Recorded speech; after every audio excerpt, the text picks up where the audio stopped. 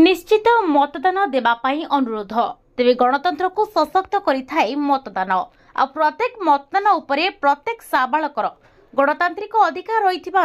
निर्वाचन को गणतंत्र महापर्व बोली कहुए आउ से गणतंत्र को सशक्त करने सहरांचल मतदान हार को वृद्धि लक्ष्य विश्वम्भर विद्यापीठ स्वीप बा सिस्टमेटिक भोट रस एजुकेशन एंड इलेक्टोरस पार्टिसिपेशन तरफ छात्र छात्री माध्यम